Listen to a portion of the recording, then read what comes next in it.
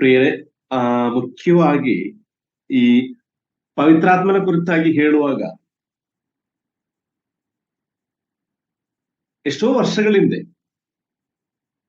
ಈ ಸಬ್ಜೆಕ್ಟ್ ನ ಸುಮಾರು ಸ್ಟಡೀಸ್ ಮಾಡಿದಂತ ಸಬ್ಜೆಕ್ಟ್. ಅದಕ್ಕಿಂತ ಹೆಚ್ಚಾಗಿ ಈ ಕಾಲಮಾನದಲ್ಲಿ ನಾವು ಬದುಕುವ ಈ ಕಾಲಮಾನದಲ್ಲಿ the importance of the holy spirit, ಅದು ಯಾವ ರೀತಿಯಲ್ಲಿ. ನಾನು ನಿಮಗೆ ಈ ಒಂದು ವಿಷಯದಲ್ಲಿ ನಾನು ಹೇಳಲಿಕ್ಕೆ ಇಷ್ಟಪಡ್ತಾ ಇರೋದು ವಿಷಯ ಕಾರ್ಯ ಏನಂತ ಹೇಳಿದ್ರೆ, ಕೆಲವೊಂದು ಹಳೆ ಒಡಂಬಡಿಕೆಯಲ್ಲಿ ಕೆಲವೊಂದು ವಿಷಯಗಳು, ಹಳೆ ಒಡಂಬಡಿಕೆಯಲ್ಲಿ ಯಾವ್ದೊಂದು ಎಲ್ಲರಿಗೇನು ಗೊತ್ತಿರೋದು ವಿಷಯ ಏನು, ಅಲ್ಲಿ ಒಂದಾದ್ರೆ ದೇವರು ಡೈರೆಕ್ಟ್ ಆಗಿ ತನಗೆ ಬೇಕಾಗಿರೋದಂತ, ಇಲ್ಲಾಂದ್ರೆ ತಾನು ಆಯ್ಕೆ ಮಾಡಿದಂತ ಜನ ಜೊತೆ ಮಾತಾಡ್ತಾರೆ, ಇಲ್ಲಾಂದ್ರೆ ದೂತರ ಮುಖಾಂತರ ಮಾತಾಡ್ತಾರೆ, ಇಲ್ಲೇ ಒಂದು ದರ್ಶನದಲ್ಲಿ ಕನಸಲ್ಲಿ ಮಾತಾಡುವಂತ ಸನ್ನಿವೇಶ. ಆದ್ರೆ ಹೊಸ ಒಡಂಬಡಿಕೆಯಲ್ಲಿ ಬರುವಾಗ ಇದೆಲ್ಲವನ್ನು ಪವಿತ್ರಾತ್ಮ ಕೃಪಾವರ ಯಾರ್ಯಾರಲ್ಲಿದೆಯೋ, ಪವಿತ್ರಾತ್ಮನ ಯಾರ್ಯಾರ ಹೃದಯದಲ್ಲಿದೆಯೋ ಅವರ ಮುಖಾಂತರವಾಗಿ ದೇವರು ತನ್ನ ಕಾರ್ಯಗಳನ್ನು ಮಾಡುವಂತ ಭಾಗಗಳು ನಾವು ಓದ್ತೀವಿ. ಇವತ್ತು ಒಂದು ಜಸ್ಟ್ ಒಂದು ಇಂಟ್ರೊಡಕ್ಷನ್ ಮಾತ್ರ, ಯಾಕಂದ್ರೆ ತುಂಬಾ ಡೀಪ್ ಆಗಿರೋ ಸಬ್ಜೆಕ್ಟ್ ಇದು, ತುಂಬಾ ನೆಸೆಸಿಟಿ ಇದೆ. ಅದನ್ನ ಇವತ್ತು ನಿಮ್ಗೆ ಹೇಳ್ತೀನಿ ನಾನು ಯಾಕೆ ಈ ಪವಿತ್ರಾತ್ಮನ ಅಗತ್ಯ, ಇಲ್ಲಾಂದ್ರೆ ಪವಿತ್ರಾತ್ಮನ ಕುರಿತಲ್ಲಿ ನಾಲೆಜ್, ಅದು ನಮಗೆ ಜ್ಞಾನ ಏನಕ್ಕೆ ಬೇಕು ಅಂತ ಹೇಳ್ತೀನಿ. ಮೊದಲನೇದಾಗಿ, ಈಗ ಪವಿತ್ರಾತ್ಮನಂತ ಹೇಳುವಾಗ ತಕ್ಷಣ ನಮ್ಮ ಮನಸ್ಸಲ್ಲಿ ಬರುವ ಒಂದು 4 ವಿಷಯ. ಪವಿತ್ರಾತ್ಮನಿಂದ ನಮಗೆ ಏನೇನಾಗ್ತಿರೋದು, ಫ್ರೂಟ್ಸ್ ಆಫ್ ಹೋಲಿ ಸ್ಪಿರಿಟ್ ಎಲ್ಲ ನಾವು ಅದಾದ್ಮೇಲೆ ಸುಮಾರು, ಈಗ ತಕ್ಷಣ ಪವಿತ್ರಾತ್ಮ ಅಂತ ಹೇಳುವಾಗ ನಮ್ಮ ಮನಸ್ಸಲ್ಲಿ ಬರುತ್ತೆ. ಮೊದಲನೇ ವಿಷಯ ಅಂತ ಹೇಳಿದ್ರೆ, ನಮ್ಮ ಬಗ್ಗೆ ಆಲೋಚನೆ ಮಾಡುವಂತ ದೇವರ, ನಮ್ಮ ಇವತ್ತಿನ ಬಗ್ಗೆ, ನಾಳೆ ಬಗ್ಗೆ, ನಮ್ಮ ಕುಟುಂಬದ ಬಗ್ಗೆ, ಮಕ್ಕಳ ಬಗ್ಗೆ, ನಮ್ಮ ಕೆಲಸದ ಬಗ್ಗೆ, ಅದೇ ರೀತಿಯಾಗಿ ನಮಗೆ ಸುತ್ತಮುತ್ತಲಿರುವಂತ ಪ್ರತಿಯೊಂದು ವಿಷಯದಲ್ಲಿ ನಮ್ಮ ಬಗ್ಗೆ ಆಲೋಚನೆ ಮಾಡಿ, ಆ ಆಲೋಚನೆ ಪ್ರಕಾರ ನಮಗೆ ಶಕ್ತಿ ಇದೆಯಾ ಅಂತ ತೋರಿಸೋದು. ಎರಡನೇದಾಗಿ, ನಮಗೋಸ್ಕರ, ನಮ್ಮ ಹತ್ರನು ನಮಗೋಸ್ಕರ ದೇವರ ಹತ್ರನೂ ಮಾತಾಡುವಂತ ಪವಿತ್ರಾತ್ಮ. ಮೂರನೇದಾಗಿ, ಒಂದು ಲೀಡರ್ ಆಗಿ ದೇವರು ನಮ್ ಜೊತೆ ನಿಲ್ಸ್ಲಿಕ್ಕೆ ಕಳಿಸಿದಂತ, ಸಹಾಯಕನಾಗಿ ಕಳಿಸಿರೋದಂತ ಅದು ನಮ್ ಕೈ ಹಿಡಿದು ದಾರಿ ತೋರಿಸುವಂತ ಪವಿತ್ರಾತ್ಮ ಕೃಪಾವರದಲ್ಲಿ ಯಾರು ನಡೀತಾರೋ ಅದು ಅವರ ಬುದ್ಧಿಯಲ್ಲಿ ನಡೀತಾ ಇರೋದಲ್ಲ, ದೇವರ ಕೃಪೆಯಿಂದ, ದೇವರ ಕೃಪಾವರದಿಂದ ನಡೀತಾ ಇರೋ ವಿಷಯ. ನಾಲ್ಕನೇಗಾಗಿ, ಒಳ್ಳೆ ಒಂದು ಸಹಾಯಕನಾಗಿ, ಹೆಲ್ಪರ್, ಯಾವ ಸಿಚುವೇಶನ್ ಅಲ್ಲಿ ಆಗ್ಲಿ, ಕಷ್ಟದಲ್ಲಿ ಆಗ್ಲಿ, ದುಃಖದಲ್ಲಿ ಆಗ್ಲಿ, ದುರಂತದಲ್ಲಿ ಆಗ್ಲಿ, ಏನು ವಿಷಯದಲ್ಲಿ ಆದ್ರೂ ಕೂಡ ಜೊತೆಯಲ್ಲಿ ನಿಂತ್ಕೊಂಡು, ನಮ್ಮ ಜೊತೆಯಲ್ಲಿ ನಿಂತ್ಕೊಂಡು ನಮಗೆ ಏನ್ ಸಹಾಯ ಬೇಕು ಅದೇ ರೀತಿಯಲ್ಲಿ ನಮ್ಮನ್ನ ಕೈ ಹಿಡಿದು ನಡೆಸೋದು. ಈ 4 ವಿಷಯಗಳು ತಕ್ಷಣ ನಮ್ಮ ಇದರಲ್ಲಿ ಬರುತ್ತೆ. ಪವಿತ್ರಾತ್ಮ ಕೃಪಾವರ ನಮ್ಮಲ್ಲಿರುವಾಗ ಆ ದೇವರ ಆತ್ಮ ನನ್ನಲ್ಲಿ ನನ್ನ ಕಾಪಾಡ್ತಾನೆ ಅಂತ. ಇಲ್ಲಿ ಒಂದು ವಾಕ್ಯ ನೋಡೋಣ. ನಮ್ಮ ಬಗ್ಗೆ ಆಲೋಚನೆ ಮಾಡುವಂತ ದೇವರಾಗಿರುವಾಗ ಅಪೊಸ್ತಲ ಕೃತ್ಯಗಳು 15ನೇ ಅಧ್ಯಾಯ 28ನೇ ವಾಕ್ಯ, ಯಾರಾದ್ರೂ ಸಿಕ್ಕಿದ್ರು ಓದಿ. ಅಪೊಸ್ತಲ ಕೃತ್ಯಗಳು 15:28. ವಿಗ್ರಹಕ್ಕೆ ನೈವೇದ್ಯ ಮಾಡಿದ್ದನ್ನು, ರಕ್ತವನ್ನು. ಅಪೊಸ್ತಲ ಕೃತ್ಯಗಳು 15:28. ಫಸ್ಟ್ 15 ಅಪೊಸ್ತಲರ ಕೃತ್ಯಗಳು 15:28 ಇದೇ ವಾಕ್ಯ ಇರೋದು. ಅಪೊಸ್ತಲ ಕೃತ್ಯಗಳು 15:28 ಅಲ್ಲ, 28, 29 ಎರಡು ಒಂದೇ ವಾಕ್ಯ ಇದೆ ಕೊಟ್ಟಿದ್ದಾರೆ. ಓಕೆ, 29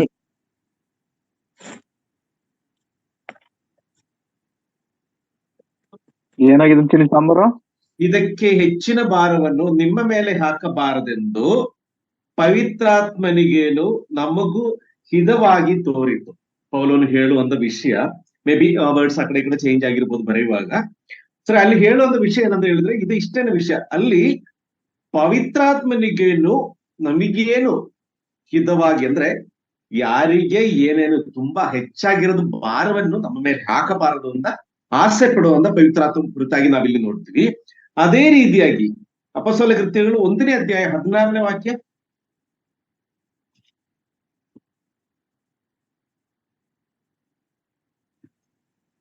ಸಹೋದರರೇ, ಯೇಸುವನ್ನು ಹಿಡಿದುಕೊಂಡವರಿಗೆ ದಾರಿ ತೋರಿಸಿದ ಯೂದನ ವಿಷಯವಾಗಿ ಪವಿತ್ರಾತ್ಮನು ದಾವೀದನ ಬಾಯಿಂದ ಮೊದಲೇ ಹೇಳಿಸಿದ ಶಾಸ್ತ್ರವಚನವು ನೆರವೇರುವುದು ಅವಶ್ಯವಾಗಿತ್ತು. ಇಲ್ಲಿ ನಾವು ನೋಡುವಂತ ವಿಷಯ ಏನಂತ ಹೇಳಿದ್ರೆ, ಸಹೋದರ ಯೇಸುವನ್ನು ಹಿಡಿದುಕೊಂಡವರಿಗೆ ದಾರಿ ತೋರಿಸಿದ ಯೂದನ ವಿಷಯವಾಗಿ, ಅಂದ್ರೆ ಪವಿತ್ರಾತ್ಮನ ಕೃಪಾವರದಿಂದ, ಪವಿತ್ರಾತ್ಮ ಇದರಿಂದ ಪ್ರತಿಯೊಂದು ನಮ್ಮ ಜೀವನಗಳಲ್ಲಿ ನಡೆಯುವಂತ ಪ್ರತಿಯೊಂದು ವಿಷಯಗಳಲ್ಲಿಯೂ ನಮಗೆ ದಾರಿ ತೋರಿಸುವಂತ ಒಂದು ವ್ಯಕ್ತಿ, ನಮ್ಮನ್ನ ನಡೆಸುವಂತ ಒಂದು ವ್ಯಕ್ತಿ, ನಮ್ಮ ಜೊತೆ ಮಾತಾಡುವಂತ ಒಂದು ಆತ್ಮನು. ಪವಿತ್ರಾತ್ಮನ ಯಾರ ಜೊತೆ ಮಾತಾಡ್ತಾರೋ ಅದೇ ರೀತಿ ಯೇಸು ಕ್ರಿಸ್ತನು ಇದೇ ರೀತಿಯಲ್ಲಿ 40 ದಿವಸ ಉಪವಾಸ ಮಾಡಿಕೊಂಡು ಎಲ್ಲಾ ರೀತಿಯಲ್ಲೂ ಬಲಹೀನದಲ್ಲಿ ಇರುವಾಗ ಪವಿತ್ರಾತ್ಮನ ಅವನು ಶೋಧನೆಗೋಸ್ಕರ ಎಲ್ಲಿಗೆ ಕಳಿಸಿರೋದು ಹೇಳ್ತಾರೆ ಪ್ರಿಯರ. ಅದೇ ರೀತಿಯಲ್ಲಿ ಪ್ರತಿಯೊಂದು ವಿಷಯದಲ್ಲೂ ಒಬ್ಬ ವಿಶ್ವಾಸಿಯ ಹೃದಯದಲ್ಲಿ ಅವನ ಜೊತೆನು ಅವನ ಪರವಾಗಿ ದೇವ್ರ ಜೊತೆ ಮಾತಾಡುವಂತ ಒಂದು ಪವಿತ್ರ. ಮೂರನೇದಾಗಿ ನಾವು ನೋಡಿದ್ದು ಹಿ ಲೀಡ್ಸ್, ದಾರಿ ತೋರಿಸೋದು, ನಮ್ಮನ್ನ ಕೈ ಹಿಡಿದು. ರೋಮಾಪುರದವರಿಗೆ ಪತ್ರಿಕೆ 8ನೇ ಅಧ್ಯಾಯ 14 ಮತ್ತೆ 15.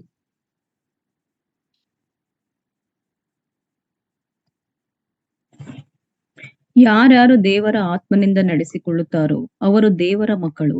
ನೀವು ತಿರುಗಿ ಭಯದಲ್ಲಿ ಬೀಳುವ ಹಾಗೆ ದಾಸನ ಭಾವವನ್ನು ಹೊಂದಿದವರಲ್ಲ, ಮಗನ ಭಾವವನ್ನು ಹೊಂದಿದವರಾಗಿದ್ದೀರಿ. ಈ ಭಾವದಿಂದ ನಾವು ದೇವರನ್ನು ಅಪ್ಪ, ತಂದೆ ಎಂದು ಕೂಗುತ್ತೇವೆ.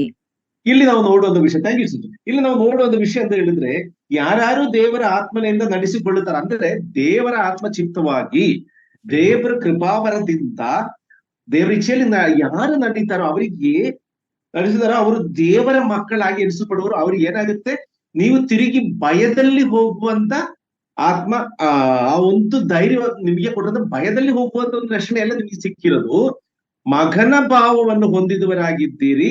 ಈ ಭಾವದಿಂದ ನಾವು ದೇವರನ್ನು ಅಪ್ಪ, ತಂದೆಯೇ ಎಂದು ಕೂಗೋಣ. ಅಂದ್ರೆ ಪವಿತ್ರಾತ್ಮ ಕೃಪಾವರದಲ್ಲಿ, ಪವಿತ್ರಾತ್ಮನ ಸಂರಕ್ಷಣೆಯಲ್ಲಿ, ಆ ದೇವರ ಆತ್ಮನ ಚಿತ್ತದಿಂದ, ದೇವರ ಆತ್ಮನ ಯೋಗದಲ್ಲಿ ನಾವು ನಡೆಯುವಾಗ ಇಲ್ಲಿ ಏನಾಗುತ್ತೆ ಅಂದ್ರೆ ನಮ್ಮನ್ನ ದೇವರ ಮಕ್ಕಳಾಗಿ, ಸ್ವಂತ ಮಕ್ಕಳಾಗಿ ದೇವರ ಆಯ್ಕೆ ಮಾಡೋದಂತ ಒಂದು ಸಿಚುವೇಶನ್ ನಾವಿಲ್ಲಿ ನೋಡ್ತೀವಿ. ಅದೇ ರೀತಿಯಾಗಿ 4ನೇದಾಗಿ, ಇದೆಲ್ಲ ಏನಕ್ಕೆ ಅಂತ ಹೇಳಿದ್ರೆ ನಾವು ಸ್ಪೀಡ್ ಆಗಿ ಹೇಳ್ತಾರೆ, ಇದು ಜಸ್ಟ್ ಒಂದು ಇಂಟ್ರೊಡಕ್ಷನ್ ಅಲ್ಲಿ. ನಾವು ಮುಂದಿನ ಭಾಗದಲ್ಲಿ ಹೋಗುವಾಗ ಇದೆಲ್ಲ ನಿಮ್ ಮನಸ್ಸಲ್ಲಿ ಇರ್ಬೇಕಾಗಿರೋ ವಿಷಯ. ನಾವು ಯಾರು, ನಮ್ ಜೊತೆ ಇರೋದು ಪವಿತ್ರಾತ್ಮನೇ ಯಾರು, ಇದಕ್ಕೋಸ್ಕರನೇ ಈ 4 ವಿಷಯಗಳು ಹೇಳ್ತಾ ಇರೋದು. 4ನೇದಾಗಿ ಈಸ್ ಎ ಹೆಲ್ಪರ್, ಸಹಾಯ ಮಾಡುವ. ಯಾರಿಗೆ? ತಂದೆಯಾದ ದೇವರ ಚಿತ್ತ ಪ್ರಕಾರ, ಮಗನಾದ ದೇವರ ಚಿತ್ರ ಪ್ರಕಾರ ಯಾರು ನಡೀತಾರೋ ಅವರಿಗೆ ಸಹಾಯಕನಾಗಿರ್ತಾನೆ. ಅದೇ ರೋಮಾಪುರದವರಿಗೆ ಪತ್ರಿಕೆ 8ನೇ ಅಧ್ಯಾಯ 26ನೇ ವಾಕ್ಯ. ಹಾಗೆ ಪವಿತ್ರಾತ್ಮನು ಸಹ ನಮ್ಮ ಅಶಕ್ತಿಯನ್ನು ನೋಡಿ ಸಹಾಯ ಮಾಡುತ್ತಾನೆ. ಹೇಗೆಂದರೆ ನಾವು ತಕ್ಕ ಪ್ರಕಾರ ಏನು ಬೇಡಿಕೊಳ್ಳಬೇಕೋ ನಮಗೆ ಗೊತ್ತಿಲ್ಲದರಿಂದ ಪವಿತ್ರಾತ್ಮನು ತಾನೇ ಮಾತಿಲ್ಲದಂತ ನರಳಾಟದಿಂದ ನಮಗೋಸ್ಕರ ಬೇಡಿಕೊಳ್ಳುತ್ತಾನೆ. Thank you sister. ಇಲ್ಲಿ ನೋಡಿ, ಹಾಗೆಯೇ ಪವಿತ್ರಾತ್ಮನು ಸಹ ನಮ್ಮ ಶಕ್ತಿಯನ್ನು ನೋಡಿ ಸಹಾಯ, ಅಂದ್ರೆ ನಮ್ ಜೊತೆ ಯೇಸು ಕ್ರಿಸ್ತನ ಕೊನೆಯ ಸಮಯದಲ್ಲಿ ಹೇಳ್ತಾರೆ, ನಾನು ಇಲ್ಲಿಂದ ಹೋಗ್ಲಿಲ್ಲ ಅಂತ ಹೇಳಿದ್ರೆ ನಿಮಗೆ ಆ ಸಹಾಯಕನನ್ನು ತಂದೆಯಾದ ದೇವ್ರಿಗೆ ಕಳಿಸ್ಕೊಡಲ್ಲ ಅಂತ. ಹೋಗಾದ್ಮೇಲೆ ನಮಗೆ ಕಳಿಸ್ಕೊಟ್ಟಾದ್ಮೇಲೆ ಎಲ್ಲಿ ತಂಗ ನಮ್ಮ ಜೀವನ ಇರುತ್ತೋ ಅಲ್ಲಿ ತಂಗನು ನಮ್ ಜೊತೆ, ದೇವರ ಮಕ್ಕಳ ಜೊತೆ ಒಂದು ಸಹಾಯಕನಾಗಿ, ಒಂದು ನಮ್ಮ ಬಗ್ಗೆ ಆಲೋಚನೆ ಮಾಡುವಂತ ಒಂದು ವ್ಯಕ್ತಿಯಾಗಿ, ಅದೇ ರೀತಿಯಲ್ಲಿ ನಮ್ಮ ಜೊತೆ ಮಾತಾಡುವಂತ, ನಮ್ಮನ್ನ ದಾರಿ ತೋರಿಸುವಂತ ಒಂದು ವ್ಯಕ್ತಿ. ಇಲ್ಲಿ ನೋಡಿ, ಹೇಗೆಂದ್ರೆ ನಾವು ತಕ್ಕ ಪ್ರಕಾರ ಏನು ಬೇಡಿಕೊಳ್ಳಬೇಕು ಅಂತ ನಮಗೆ ಗೊತ್ತಿಲ್ಲದಲ್ಲೇ ಇರುವ ಅಜ್ಞಾನಿಗಳು, ನಾವು ಯಾವ ರೀತಿಯಲ್ಲಿ ಇನ್ನು ದೇವರ ಗಣಕ್ಕೆ ಸೇರ್ಲಿಕ್ಕೆ ಯಾವ ಯೋಗ್ಯತೆನೂ ಇಲ್ಲದಲ್ಲಿರೋ ನಮ್ಮನ್ನೇ ಪುತನಾದ ಯೇಸು ಕ್ರಿಸ್ತನು ಎಲ್ಲಾ ಕಷ್ಟ ನೋವುಗಳು ಅನುಭವಿಸಿ ನಮಿಗೋಸ್ಕರ ಸತ್ತು ಓಡಲ್ಪಟ್ಟು ಎದ್ದು ಇಲ್ಲಿಂದ ಆ ಸಹಾಯಕನೇ, ಯಾಕಂದ್ರೆ ಸದಾಕಾಲವನ್ನು ನಮ್ ಜೊತೆ ಇರ್ಲಿಕ್ಕೆ ಆಗಲ್ಲ, ಅದಕ್ಕೋಸ್ಕರನೇ ಅದ ಸಹಾಯಕನೇ ನಮ್ ಜೊತೆ ಕಳಿಸಿ ಕೊಟ್ಟು. ಪ್ರಿಯರೇ, 2024ನೇ ಇಸ್ವಿಯಲ್ಲಿ ನಾವು ಇವತ್ತಿರುವಾಗ ಈ ಸಹಾಯಕನ ಸಪೋರ್ಟ್, ಈ ಸಹಾಯಕನ ಶಕ್ತಿ, ಈ ಸಹಾಯಕನು ನಮ್ಮಲ್ಲಿ ಇದೆಯೋ ಇಲ್ವೋ, ಇದೆಲ್ಲರಿಗೇನು ದೊರಕಲ್ಲ. ನಾನು ಹೇಳ್ತೀನಿ, ಆ ವಾಕ್ಯದಲ್ಲಿ ಹೇಳ್ತೀನಿ, ಇದು ಎಲ್ಲರಿಗೇನು ಸಿಕ್ಕುವಂತ ವಿಷಯನೂ ಅಲ್ಲ. ಆ ದೇವರ ಆತ್ಮನಿಗೆ, ಆ ದೇವರ ಆತ್ಮನ ಸಹಾಯಕ್ಕೆ, ದೇವರ ಆತ್ಮನ ಕೃಪಾವರಕ್ಕೆ, ದೇವರೇ ನಿನ್ನ ಶಕ್ತಿ ಬೇಕು, ನನಗೆ ನಿನ್ನ ಸಹಾಯ ಬೇಕು ಅಂತ ಬೇಡಿಕೊಂಡು ಹಳೆಯದನ್ನೆಲ್ಲ ತ್ಯಜಿಸಿ ದೇವರ ದಾರಿಯಲ್ಲಿ ದೇವರ ಮಕ್ಕಳ ನಂಬಿಕೆಗಸ್ತರಾಗಿರೋದ್ರಿಂದ ಮಕ್ಕಳು ಯಾರಿರುತ್ತಾರೋ ಅವರಲ್ಲಿ ದೇವರಾತ್ಮ ಪ್ರಭಾವವನ್ನು ಇರುತ್ತೆ. ಈ ದೇವರಾತ್ಮ ಪ್ರಭಾವ ಅಂತ ಹೇಳುವಾಗ ಈಗ ಎಕ್ಸಾಕ್ಟ್ಲಿ ಈ ಗ್ರೀಕ್ ಪದದಲ್ಲಿ ನಾವು ಯೋಚನೆ ಮಾಡೋದಾದ್ರೆ ಇಲ್ಲಿ ನೋಡಿ ಈ ಹೋಲಿ ಸ್ಪಿರಿಟ್ ಅಂತ ಹೇಳಿದ್ರೆ, ಹೋಲಿ ಸ್ಪಿರಿಟ್ ಅಂತ ಹೇಳಿದ್ರೆ ಎಕ್ಸಾಕ್ಟ್ಲಿ ಇಲ್ಲಿ ಹೇಳೋ ಒಂದು ಪದ ಏನಂತ ಹೇಳಿದ್ರೆ, one called alongside to help. ಒಬ್ರು ನಮಗೆ ಸಹಾಯ ಮಾಡ್ಲಿಕ್ಕೋಸ್ಕರ ಸದಾ ಕಾಲವನ್ನು ನಮ್ಮ ಜೊತೆ ಇರುವಂತ ಒಬ್ಬ ವ್ಯಕ್ತಿ, ಈ ವ್ಯಕ್ತಿಗೇನೆ ಸ್ಪಿರಿಟ್ ಎಲ್ಲ ಇದೆ. ಇದೇ ಸ್ಪಿರಿಟ್ನೇ ನಮಗೆ ದೇವರು ಕಳಿಸ್ಕೊಟ್ಟಾದ್ಮೇಲೆ, ಪವಿತ್ರಾತ್ಮನು ನಮ್ಮಲ್ಲಿ ಬಂದಾದ್ಮೇಲೆ ಯೇಸು ಹೇಳಿದ್ರೆ, ಇದು ಒಂದು ದಿವಸಕ್ಕೆ 2 ದಿವಸಕ್ಕೆ ಎಲ್ಲ ನಿಮ್ ಜೊತೆ ಕಳಿಸ್ತಾ ಇರೋದು, ಇಡೀ ಜೀವನ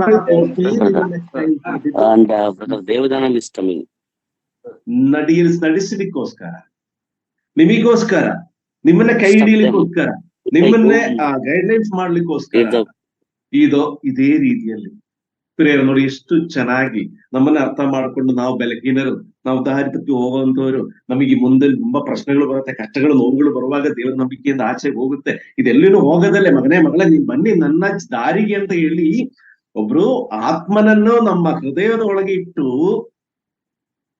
ಪ್ರತಿಯೊಂದು ನಮ್ಮನ್ನ ಕಂಟ್ರೋಲ್ ಅಲ್ಲಿ ನಡೆಸುವಂಥದ್ದು.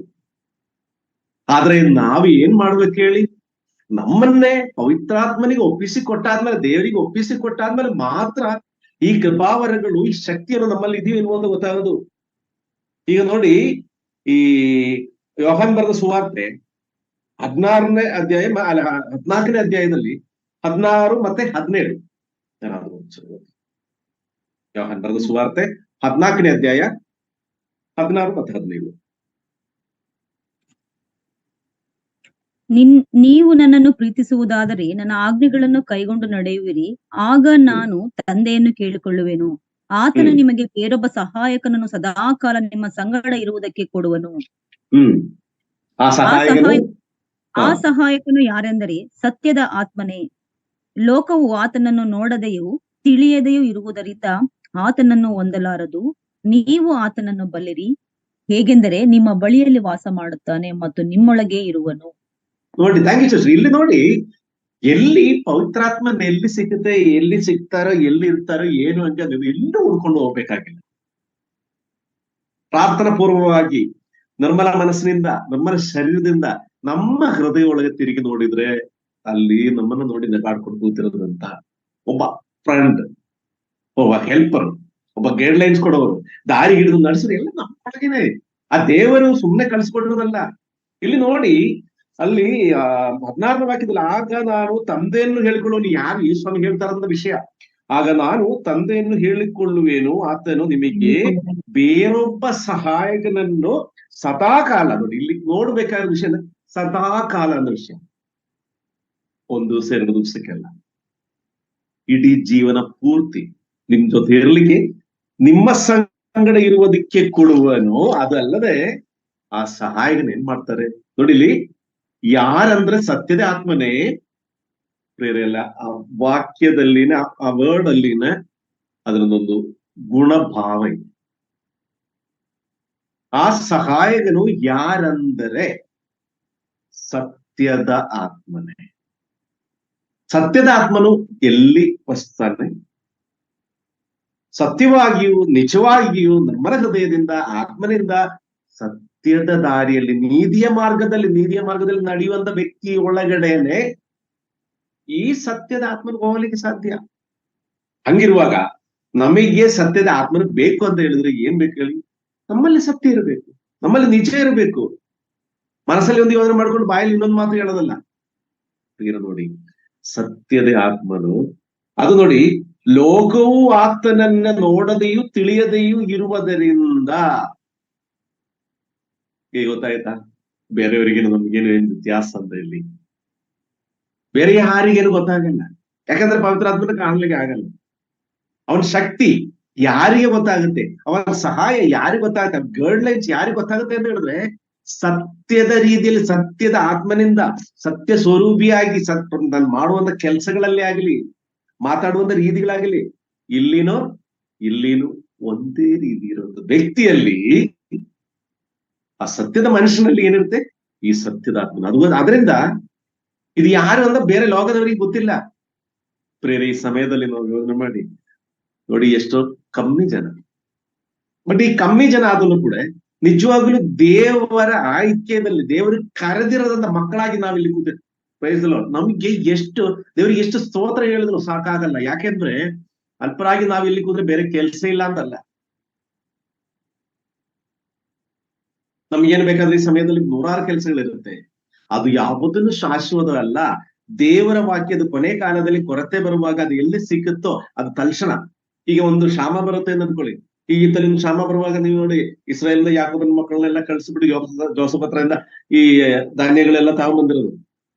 ಪ್ರಿಯರೇ, ಒಂದು ಕ್ಷಾಮ ಬರುತ್ತೆ, ಇನ್ನೊಂದು 2-3 ವರ್ಷ, ಅವತ್ತು 7 ವರ್ಷ ಆಗಿರೋದು, ಇನ್ನೊಂದು ವರ್ಷ ಕ್ಷಾಮ ಬರುತ್ತೆ ಅಂತ ಹೇಳುವಾಗ ನಾವ್ ಏನ್ ಮಾಡ್ತೀವಿ?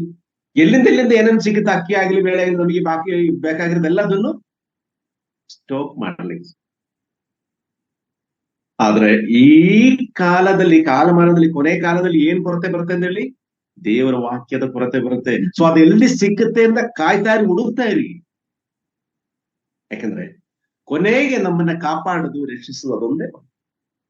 ಇಲ್ಲಿ ನೋಡಿ, ಇದುವರೆಗೂ ಆತನನ್ನು ಯಾವ ರೀತಿಯಲ್ಲಿ ಅವ್ರಿಗೆ ಹೊಂದಲಿಕ್ಕೆ ಸಾಧ್ಯನೇ ಇಲ್ಲ. ನೀವು ನೋಡಿ, ಪ್ರತಿಯೊಬ್ರು ನಿಮಗೇನು ನನಗೇನು ಹೇಳೋ ಒಂದು ವಿಷಯ, ನೀವು ಆತನನ್ನು ಬಲಿರಿ, ಅವನು ಯಾರು ಏನಂತ ನಿಮಗೆ ಗೊತ್ತಿದೆ.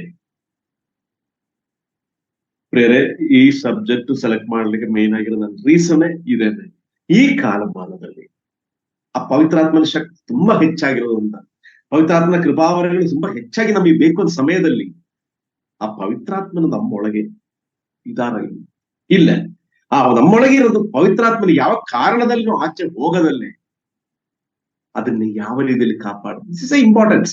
ಇಲ್ಲಿ ನೋಡಿ, ಮತ್ತು ನಿಮ್ಮೊಳಗೆ ಇರುವನು ಅವನು ನಿಮ್ಮೊಳಗೇನೇ ಇರಬೇಕು. ನೀನ್ ಯಾರಾಗಿದ್ರೆ, ನೀನ್ ಸತ್ಯದ ವ್ಯಕ್ತಿಯಾಗಿ, ದೇವರ ವ್ಯಕ್ತಿಯಾಗಿ, ದೇವರ ಮಗನಾಗಿ, ದೇವರ ಮಗಳಾಗಿ, ದೇವರ ಏನ್ ಅನುಶಾಸಿಸ್ತಾರೋ ಅದೇ ಪ್ರಕಾರ ನಡೆಯೋದು ವ್ಯಕ್ತಿ ಆದ್ರೆ ಒಳಗಿತ್ತ.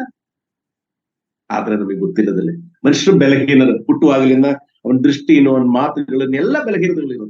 ಆದ್ದರಿಂದನೇ ಇದು ತಿಳಿದ್ರಿಂದೇನೆ ನಿಮಗೆ ಇನ್ನೊಬ್ಬ ಸಹಾಯನ ಕಳಿಸ್ಕೊಡ್ತಾರೆ. ಈ ಸಮಯ ಗೊತ್ತಾಯ್ತು, ಅಷ್ಟು 33 ವರ್ಷ ಕಾಲ ಈ ಭೂಮಿಯಲ್ಲಿ ಬದುಕಿರೋ ಗೊತ್ತಾಯ್ತು ಈ ಮನುಷ್ಯನ ಬುದ್ಧಿ ಯಾವ ರೀತಿಯಲ್ಲಿ ಎಲ್ಲಿ ಹೋಗುತ್ತೆ ಅಂತ. ಅದಕ್ಕೆ ನನ್ನ ಮುಂಚೆನೂ ಗೊತ್ತಿತ್ತು, ಇವಾಗಲೂ ಗೊತ್ತಿದೆ. ಇಲ್ಲಿ ನೋಡಿ, ನಮಗೆ ಸಹಾಯ ಮಾಡುವಂತೆ ನಮ್ಮ ಬಳಿಯಲ್ಲಿ, ನಮ್ಮ ಜೊತೆಯಲ್ಲಿ ಇತ್ತು ನಮ್ಮನ್ನ ಇದು ಮಾಡುವಂತ ಒಂದು ಇದನ್ನ ಮುಖ್ಯವಾಗಿ ಈ ಹೋಲಿ ಸ್ಪಿರಿಟ್ ಬಗ್ಗೆ ನಾವು ತಿಳ್ಕೊಬೇಕು, ಕಲಿಯಬೇಕು ಅಂತ ಹೇಳ್ತಾ ಇದ್ವಿ. ಇದರಲ್ಲಿ ಇದೊಂದು ಈ ರೀತಿಯಲ್ಲಿ ಸದಾಕಾಲವನ್ನು ನಿಮ್ಮ ಜೊತೆ ಇರುವಲಿಕ್ಕೆ ಬಿಟ್ಟಿದೆ ಅಂತ ಹೇಳ್ತಾರೆ. ಇನ್ನೊಂದು ಮುಖ್ಯವಾಗಿರೋದು ಸೀರಿಯಸ್ ಆಗಿ, ತುಂಬಾ ಸೀರಿಯಸ್ ಆಗಿ, ಇದು ನಾನು ಈ ಸಬ್ಜೆಕ್ಟ್ ನಾನು ಕ್ಲೋಸ್ ಮಾಡತಂಗ ಅಲ್ಲ, ಅದಾದ್ಮೇಲೆ ಪ್ರತಿಯೊಂದು ಸಮಯದಲ್ಲೂ ನಿಮ್ ಮನಸ್ಸಲ್ಲಿ ಇರ್ಬೇಕಾಗಿರೋದ್ರಿಂದ 2 ವಾಕ್ಯಗಳು ನನಗೆ ಹೇಳ್ತಾ ಇದ್ದೇನೆ. ಯಾರಾದ್ರೂ ಬರ್ಕೊಳ್ಳೋದಾದ್ರೂ ಬರ್ಕೊಳ್ಳಿ. ಯಾಕೆಂದ್ರೆ ಇದು ಯಾವತ್ತೂ ನಿಮ್ಮ ಜೀವನದಲ್ಲಿ ನೀವು ಮರೆಯಲೇಬಾರದು. ಯಾಕಂದ್ರೆ ಅದು ತುಂಬಾ ಯಾವ ಶ್ರಮೆನು, ಯಾವ ಪರಿಹಾರವೂ ಇಲ್ಲದಲ್ಲಿ ಒಂದು ತಪ್ಪುಗಳ ಬಗ್ಗೆ ಇಲ್ಲಿ ಹೇಳ್ತಾ ಇರೋದು. ಒಂದು ಮೊದಲನೇದಾಗಿರೋದು ಎಫೆಸದವರಿಗೆ ಬರೆದ ಪತ್ರಿಕೆ 4ನೇ ಅಧ್ಯಾಯ 30ನೇ ವಾಕ್ಯ. ನಿಮಗೆಲ್ಲ ಸುಪರಿಚಿತವಾಗಿರೋದ್ರಿಂದ ವಾಕ್ಯ. ಎಫೆಸದವರಿಗೆ ಬರೆದ ಪತ್ರಿಕೆ 4ನೇ ಅಧ್ಯಾಯ 30ನೇ ವಾಕ್ಯ.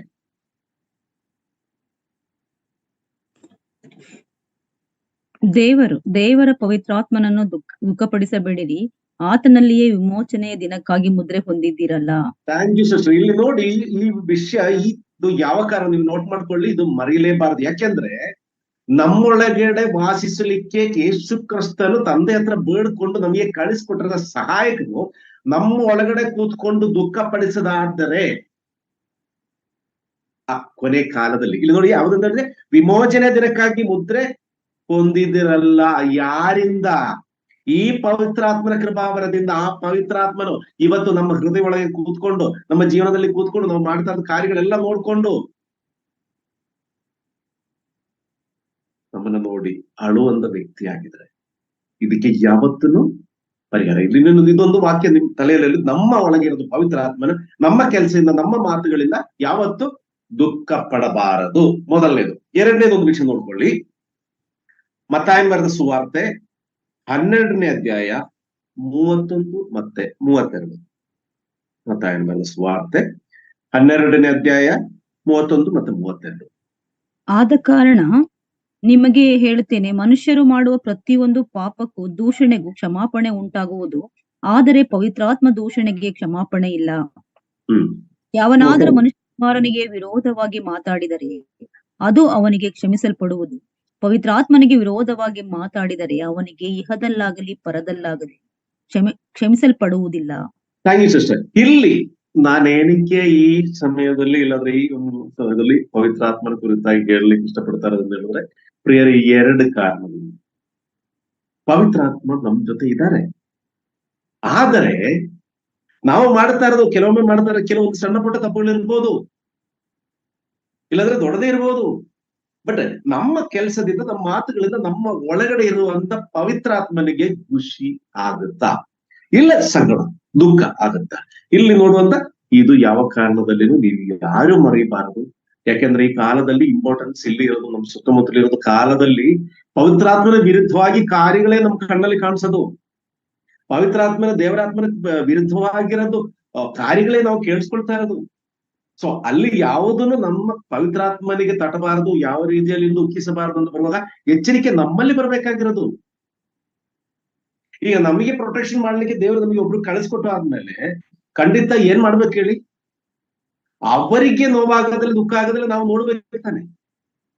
ಪ್ರಿಯರೇ, ನಮ್ಮ ತಂದೆ ತಾಯಿಗಳಿಗೆ, ಇಲ್ಲಾಂದ್ರೆ ಮಕ್ಕಳಿಗೆ, ಇಲ್ಲಾಂದ್ರೆ ಏನು ಫ್ರೆಂಡ್ಸ್, ಸುಮಾರು ವರ್ಷದಿಂದ ನಮ್ ಜೊತೆ ಫ್ರೆಂಡ್ಸ್ ನಮ್ಮನ್ನ ಬಿಟ್ಟು ಹೋಗ್ತೀನಿ, ಇಲ್ಲಾಂದ್ರೆ ಅವ್ರಿಗೇನಾದ್ರೂ ಆಗುವಾಗ ನಿಜವಾಗ್ಲೂ ನಮಗೆ ದುಃಖ ಆಗುತ್ತೆ. ಆದ್ರೆ ತನ್ನ ಶರೀರವನ್ನು, ರಕ್ತವನ್ನು ಕೊಟ್ಟು ಯೇಸು ಕ್ರಿಸ್ತನ ತಂದೆ ಹತ್ರ ಬೇಡ್ಕೊಂಡು ಕಳಿಸಿರ ನಮ್ಮನ್ನ ನಂಬಿ ನಮಗೆ ಕಳಿಸ್ಕೊಟ್ರದ ಒಬ್ಬರನ್ನ ಕಾಪಾಡ್ಲಿಕ್ಕೆ ನಮ್ಮ ಕೈಯಲ್ಲಿ ಆಗಿಲ್ಲ ಅಂತ ಹೇಳಿದ್ರೆ ಏನ್ ಜೀವನ ನಮ್ಮಲ್ಲಿ?